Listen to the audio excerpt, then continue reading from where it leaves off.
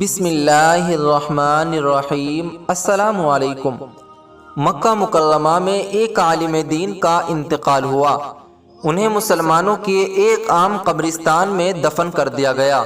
ان کی وفات کے کچھ سالوں کے بعد ایک اور شخص کا انتقال ہوا، جو کہ عرب کا دستور ہے، جب کوئی قبر پرانی ہو جاتی ہے تو پرانی مردے کی جگہ نیا مردہ دفن کر دیتے ہیں، اور اس طرح کئی مردے ایک ہی قبر میں دفن ہو جاتے ہیں۔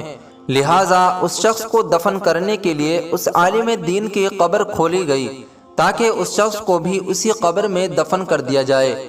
لیکن قبر کھولتے ہی ایک عجیب و غریب منظر نظروں کے سامنے تھا۔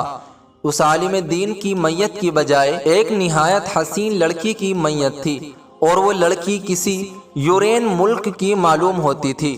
سب لوگ بہت حیران ہوئے، اور یہ بات تھوڑی ہی دیر میں سارے علاقے میں پھیل گئی۔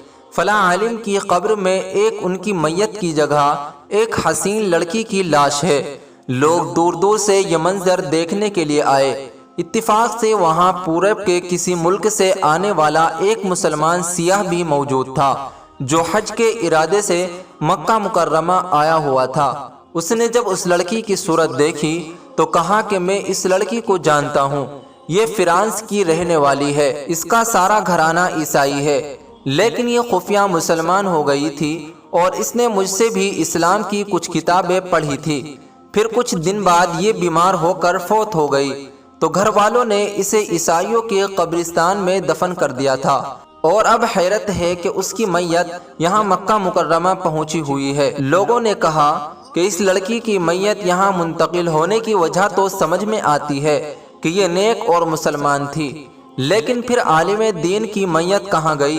کسی نے کہا ہو سکتا ہے ان کی میت اس لڑکی کی قبر میں چلی گئی ہو۔ اس سیاح نے کہا کہ میں حج سے فارغ ہو کر چند دن میں واپس جا رہا ہوں، میں اس لڑکی کے وراثت سے مل کر اس کی قبر کشائی کر کے دیکھوں گا کہ آخر کیا معاملہ ہے۔ ان لوگوں نے عالم دین کی وراثت میں سے ایک شخص اس سیاح کے ساتھ بھیج دیا۔ سیاح نے اپنے ملک واپس جا کر لڑکی کے والدین سے سارا قصہ بیان کیا۔ وہ بہت حیران ہوئے، چنانچہ انہوں نے لڑکی کی قبر کشائی کی تو حیران کن طور پر لڑکی کی تابوت میں اس عالم دین کی میت تھی، جو مکہ میں دفن ہوا تھا۔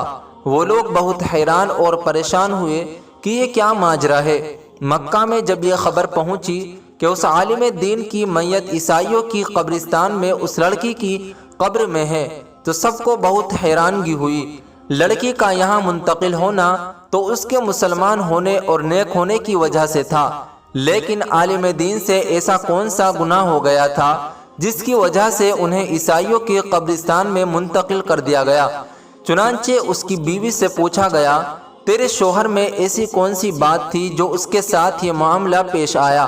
اس کے بیوی نے کہا، میرا شوہر تو بہت نیک اور نمازی انسان تھا، تہجد گزار اور قرآن پاک کا پڑھنے والا تھا۔ لوگوں نے کہا کہ سوچ کر بتاؤ، آخر کوئی تو ایسی بات ہوگی جس وجہ سے یہ اتنا سب کچھ ہو گیا۔